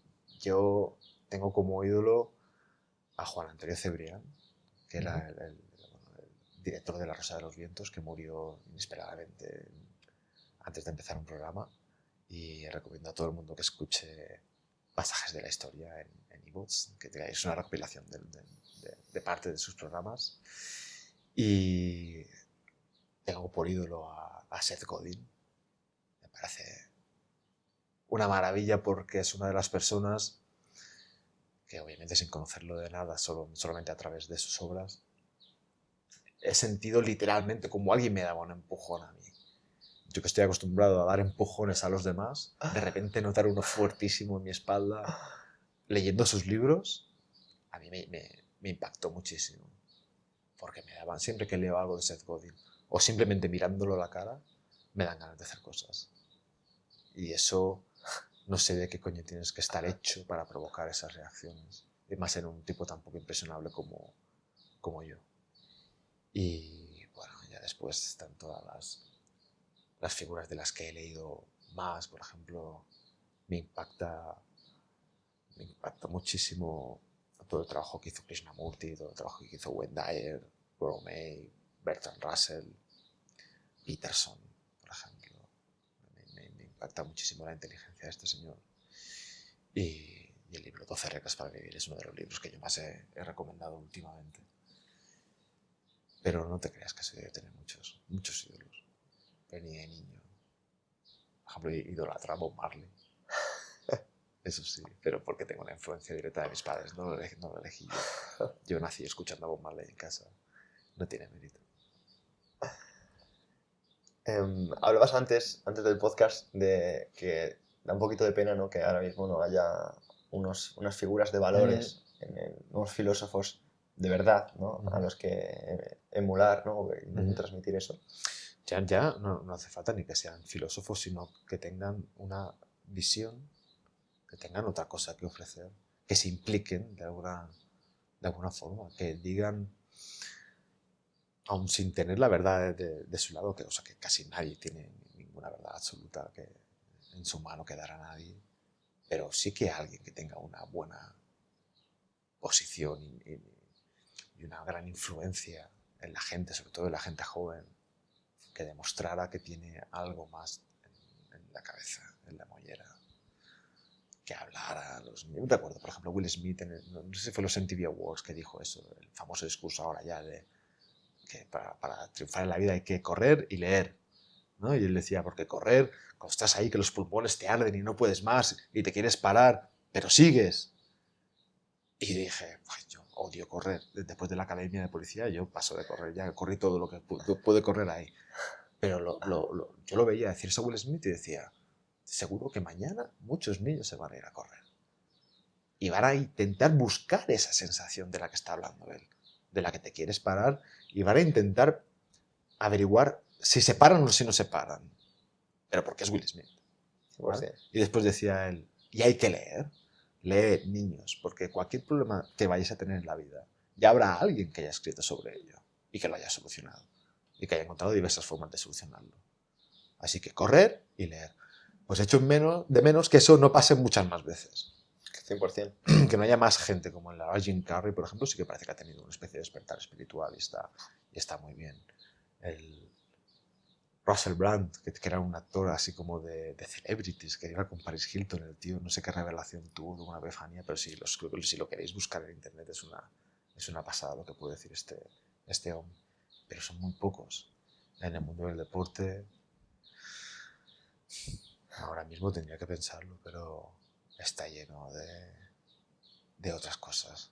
Es que no me atrevo a ponerles un nombre. Sí, no pongamos nombres, pero No. yo creo que la gente que lo escuche sabe un poco a qué te refieres, ¿no? De la crisis de valores a lo mejor que hay. A mí me da pena, de verdad, porque si ahora mismo tuvieras que idolatrar a alguien, intentando también que te seduzcan por así una serie de valores y principios con los que te identifiques y que creas que te van a servir para el resto de tu vida, tendrías que acudir a gente que ya está muerta. Que también está bien, que eso es el legado, al fin y al cabo. Sí, de hecho, a nosotros no nos va tan mal, ¿no? No están más muertos que los estoicos, ¿no? Entonces, por Seneca estará... ¿Qué te emociona, Joan? Yo, cuando doy una entrevista o algo, tengo que ir con mucho cuidado de no hablar demasiado de mis hijos porque me pongo a llorar en un plis. Joder. Y me emociono muchísimo con mis hijos. Y bueno, me emocionan muchas cosas. La música me flipa, el cine, me flipa la lectura, la naturaleza. Genial. Y sí, a veces tengo un punto demasiado sentimental, aunque no lo parezca, ¿eh? Sí, porque parece, Joan desde fuera parece un tío duro, parece es un cacho de pan. Es un tío súper majo. Yo me considero muy bueno, ¿no? Es muy buena gente. Esta cara. Se te ve con los tatuajes, con la barba, con el pelo, y es normal. Sí, pero mira los tatuajes. O sea, aquí tenemos a Wally, a Tiger de Winnie the Pooh, a Gigante de Hierro. Amor. Enseña los tatuajes si puedes a la cámara, porfa. Para que el que lo vea por YouTube. ¿Se ve? Sí, así más hacia arriba, por fin. Y darle una vuelta al antebrazo para... Eso es. Pues como veis, un poquito de colores. Aquí son globos. El Gigante de Hierro. Mira, este, por ejemplo, es un burro. Es Lamprutro, que es el dibujo animado favorito de mi hija, con un osito y la mantita, porque mi hija siempre va con una mantita. Y este dibujo lo hizo ella. Lo hizo ella con apenas 2 años en la pizarra y dije, qué bonito, me lo voy a tatuar. Y esto es el pececito, no sé si lo reconocéis, el pececito de Pinocho. Gepetto, que tiene un gato. Sí, buenísimo. Pues la pececita, por decirlo así, se llama Cleo. Y mi hija se llama Cleo por el pescado este. Pues ha quedado claro. Súper duro, vamos. ¿Se necesita mucho para ser feliz, Joan? No. De hecho, yo lo que creo que se necesita es creer que depende de muchas cosas. Y también no estaría mal poder hacer una definición más accesible de felicidad.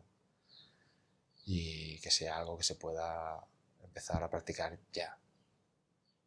Y no confundir felicidad con estar súper contento, con estar muy motivado, con estar súper excitado, con estar escojonándote de risa todo el día.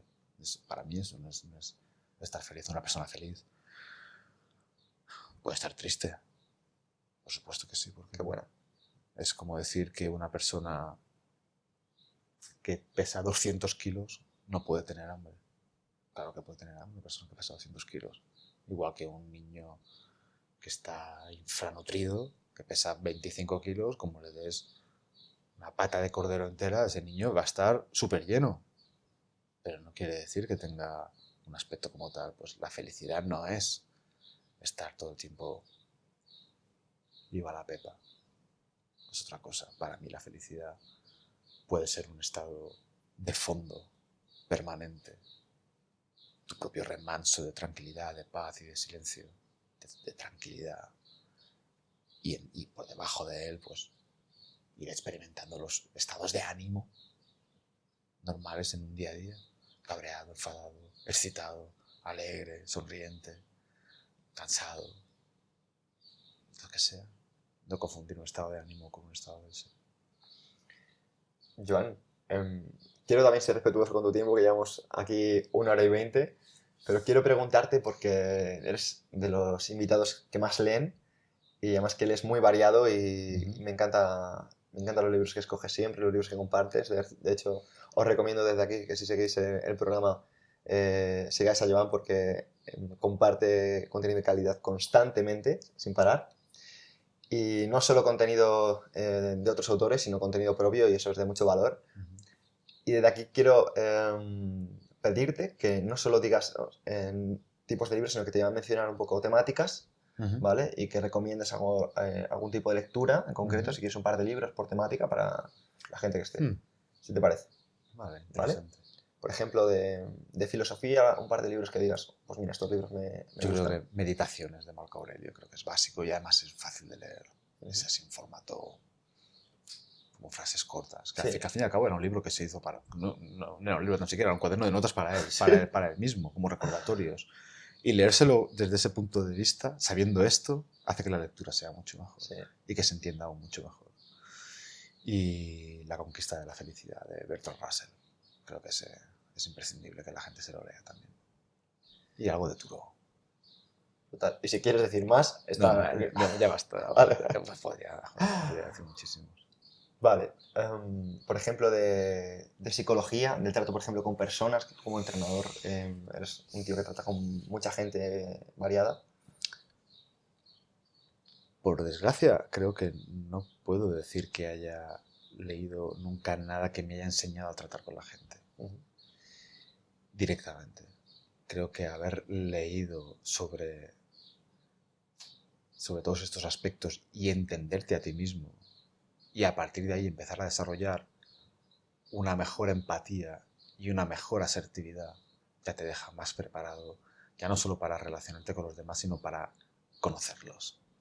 Y cuando tú conoces a una persona, la hoja de ruta para tratar con ella queda bastante bien definida. Sin embargo, Comunicación no violenta de Rosenberg, por ejemplo, creo que pudiera ser el libro para ello. Libros, por ejemplo, de desarrollo personal, que digas, pues mira, de estos me gusta. No te creas que leo tanto de desarrollo personal.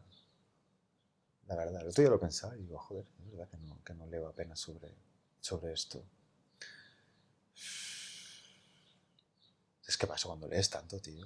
No, Luego me voy a seguir en mi casa y digo, joder, me he dicho este libro. Mira, por ejemplo, un libro que es fantástico y que es bastante antiguo es Psicocibernética. Aún no lo conozco. ¡Buah! Del doctor Maxwell Maltz, que el libro gira en torno a la autoimagen.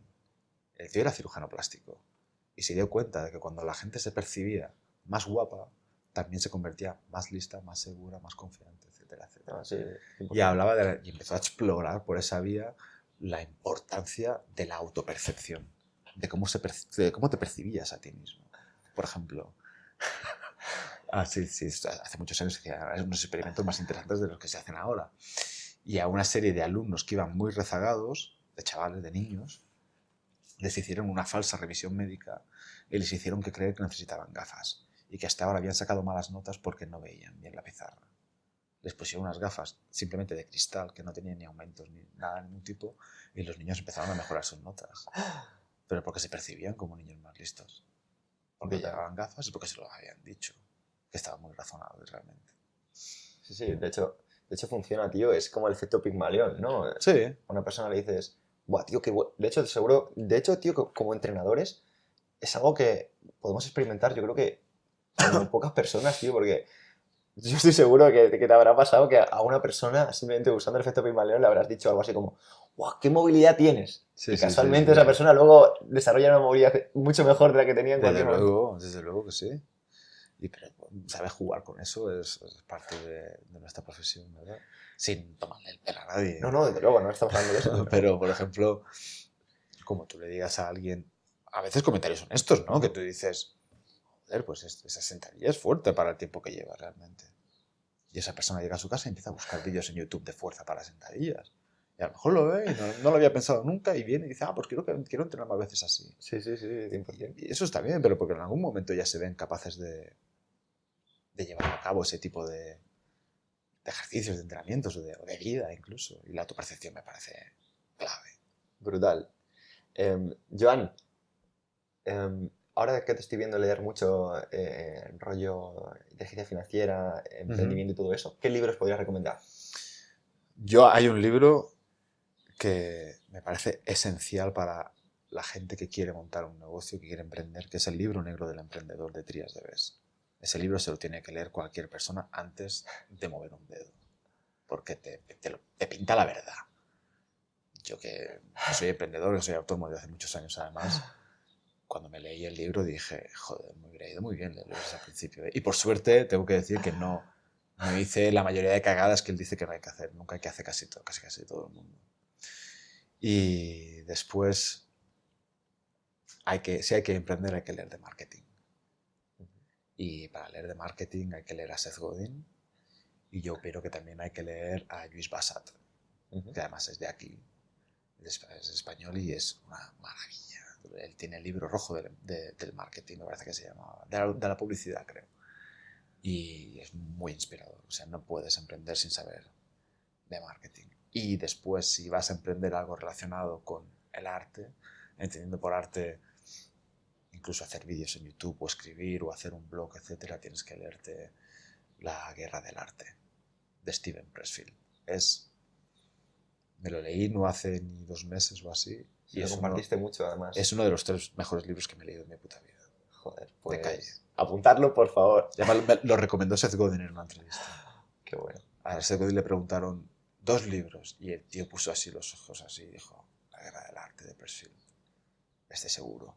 Y luego dijo, y otro, que también me lo compré, me lo leía un poquillo más mierda. Pero valió la pena. Y bueno, como eres entrenador, te voy a preguntar un par de libros de entrenamiento que quieras compartir. Ahí hay menos material. Hay menos material porque no lo hemos comentado, pero Joan es autodidacta, ¿no? Joan, Sí. De hecho, tú eras policía, dejaste el tema de la policía porque te gustaba más el entrenamiento, ¿no? No, que va. Yo estaba entrenando Sí, con un entrenador personal y ese entrenador montó un gimnasio. sí. Y me dijo, sabía que yo era policía y como sabe que los policías tenían un horario así de jornada continuada y tal, me preguntó a ver si quería trabajar para él en los tiempos que no estuviera trabajando de policía. Y yo le dije, ¿y qué tal si me ofreces un empleo a jornada completa? Y dijo, ¿en serio? Y dice, yo sí, si me quieres trabajando todo el día, dejo la policía hoy. Por eso digo que no me puedo sobreidentificar con mi trabajo de entrenador, ni me puedo apegar a él, porque realmente fue una casualidad. Porque yo quería dejar la policía. Y si me hubieran dicho si me iba a hacer puertas para casitas de perros, a lo mejor me hubiera ido bien también. ¿Entiendes? Fue una cosa como podía haber sido otra. Y justamente, obviamente, me encantó. Después me flipó porque yo entré en la policía para ayudar y no pude hacerlo. Sí, te decepcionó, ¿no? Joder, Sí, un poco. me di cuenta de que no cumplía las expectativas que yo tenía. Fallo mío también por tenerlas tan altas y a lo mejor por haber idealizado también el trabajo. Pero me di cuenta de que trabajando en el gimnasio podía ayudar a la gente todos los días. Y además desde un punto de vista muy, muy íntimo. Y me gustó. Y hasta aquí llevo casi 11 años ya. Pues, Joan, para ir terminando, me gustaría que me dijeras un mantra con el que tú vivas, un mantra con el que a ti te hables y puedes comunicarlo a la gente. Yo lo que me suelo decir muchas veces al día, gracias. Intento agradecer, soy capaz de decirlo en mi cabeza más de 200 veces al día, seguro. Yo llego a casa y se abre la puerta y los niños tienen la cabeza encima de los hombros, doy gracias. Si la casa no está en llamas, digo, bueno, está todo bien. Me levanto por la mañana. Es que yo me levanto por la mañana, Pedro, y lo primero que pienso es, Dios, estoy vivo, otro día más. Y a mí eso me parece la hostia todos los días. Todos los días. Pensar que no caen bombas encima de nosotros y que verdaderamente no tenemos nada de lo que quejarnos, a mí me hace aflorar un sentimiento de gratitud. Luego, cosas que yo me digo a mí mismo me repito mucho lo de tranquilo que todo va a ir bien, seguro, tranquilo que todo va bien, confía en ti. Me lo digo mucho, confía en ti, Joan, no puedes con todo. Y me repito que soy muy fuerte. Y yo me siento muy, muy, muy fuerte, capaz de soportar prácticamente cualquier cosa. Desde luego, tío, lo transmites. ¿Y qué concepto, qué mensaje te gustaría que se quedara la gente? ¿Con qué mensaje te gustaría que la gente dijera, hostias, Es verdad. A mí me gustaría que la gente se ayudara más, ¿sabes? Es que parece que todo el mundo ha venido a coger su trozo del pastel y que se quiere ir tragando leches sin pararse a recoger tan siquiera el plato. Y que de alguna forma hay demasiada competitividad. Y a mí me gustaría que gente mejor que yo se molestara tanto como yo en ayudar a los demás. Eso me encantaría. Y por eso, cuando me agradecen algo, y no siempre lo hago, pero cuando me acuerdo, me envían un mensaje y digo, qué bonito. Y me gusta compartirlo, porque también es positivo, ¿no? Cuando la gente te agradece algo. Y yo quiero que la gente vea que esto también es muy bonito. Es tan bonito dar como que te den. Lo que pasa es que la balanza hoy en día está descompensada. Desde luego, tío. Hay más gente pillando que dando. Y más que pasa en todos los aspectos, además, ¿no? Lo vemos todos los días. Es que hay una competitividad que es absurda. Yo no entiendo nada.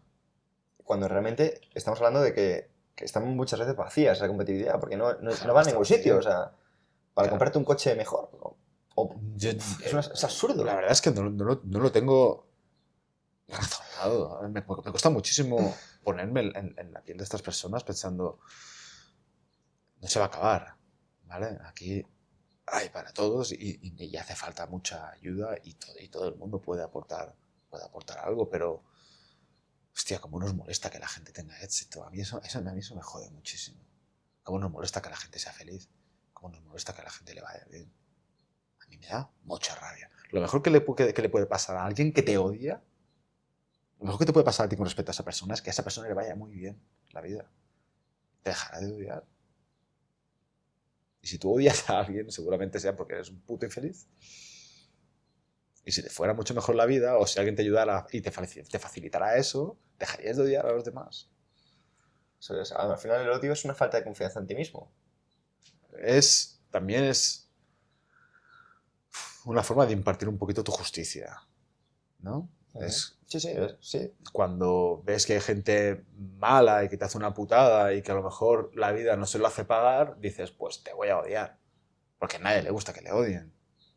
Y todo el mundo puede odiar a cualquiera. Es un poder que tenemos ahí, una decisión.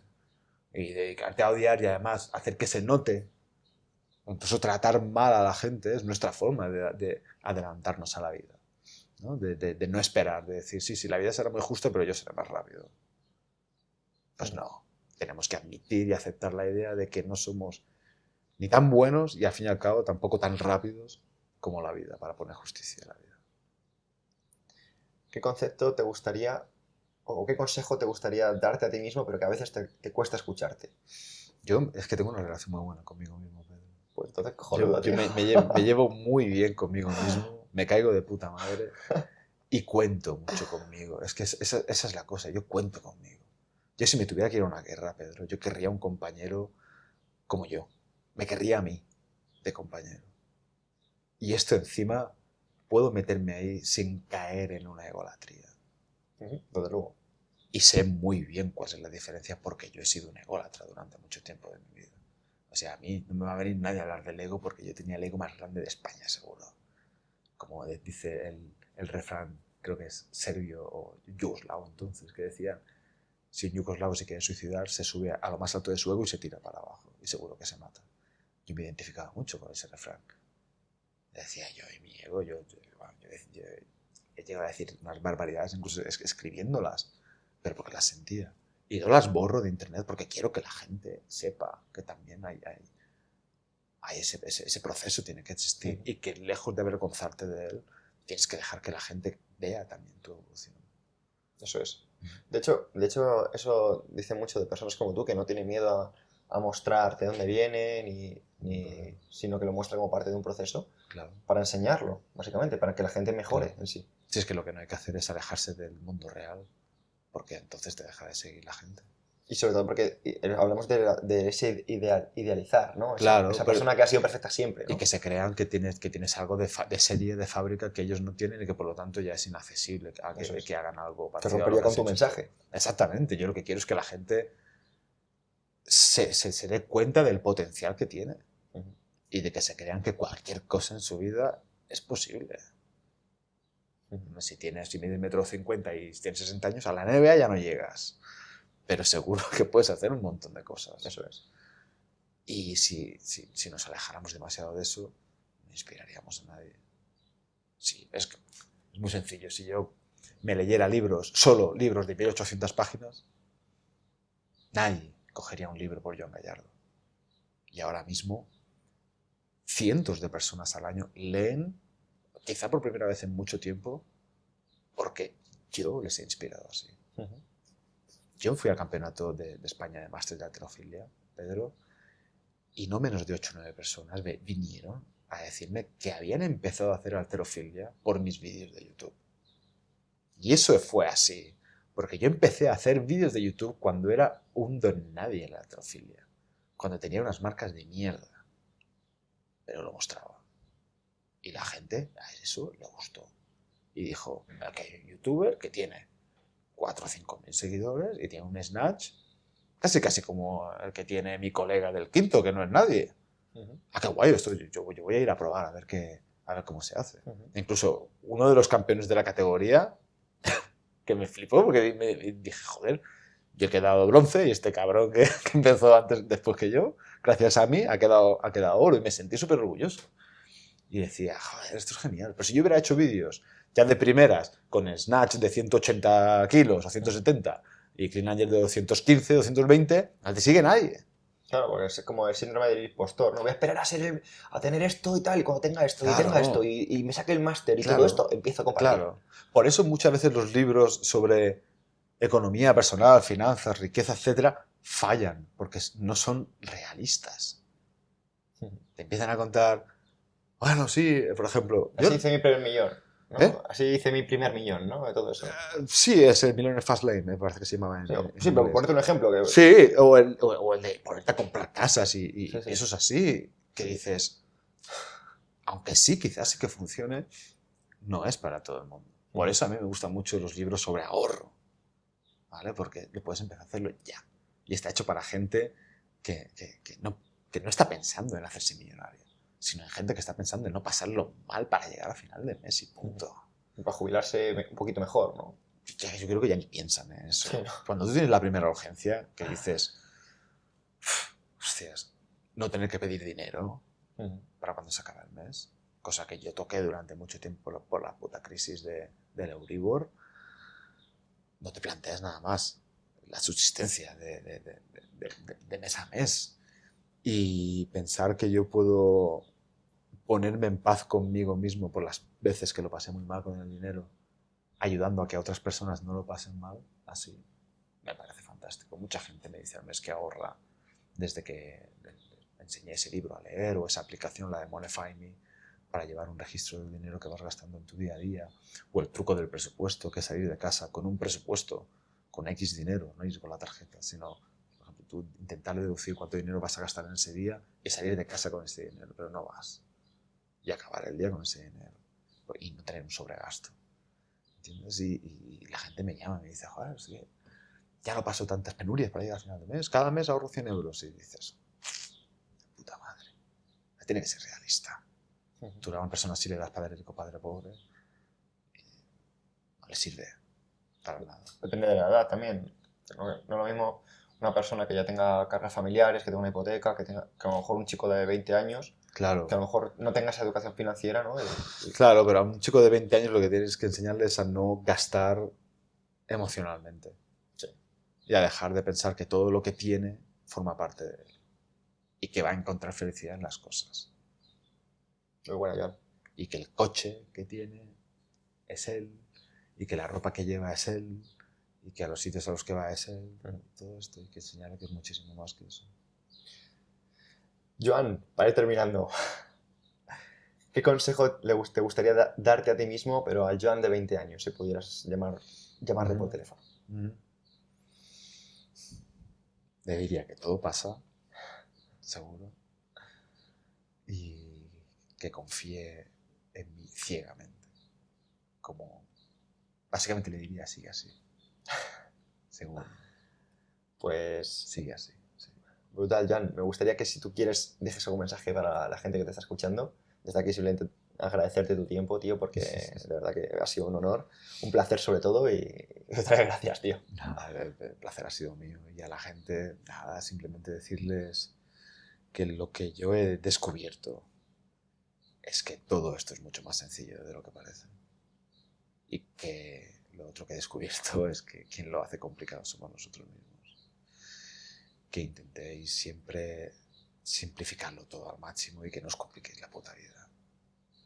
Que no vale la pena. En fin. Y que crean en la felicidad, tío. Porque mucha gente cree que es imposible ser feliz. Que es posible estar contento. Pero es que no tiene nada que ver. No es lo mismo un estado de ánimo que un estado del ser. Y que crean que es posible. Porque yo soy feliz siempre. Y eso es la hostia. Y conozco a muy pocas personas que son felices de verdad, siempre. Aunque estén tristes, decaídas, cabreadas, lo que sea, momentáneamente. Que tengan ese control, que tengan ese remanso. Es la diferencia entre estoy mal, me voy a la sierra o me voy a donde sea a pillarme una juerga y a montar una orgía, o de aquellos que dicen estoy mal, me voy dentro de mí. ¿Sabes? Sí. Eso salía de Meditaciones de Marco Aurelio. Dice, cuando estés mal, acude a ti, adentro de ti. Y eso solo lo puedes hacer cuando eres feliz, de verdad. Cuando sabes que si acudes a ti encontrarás tranquilidad, silencio, sosiego, paz. Pues paz para todos y gracias otra vez, Joan, tío. Vale.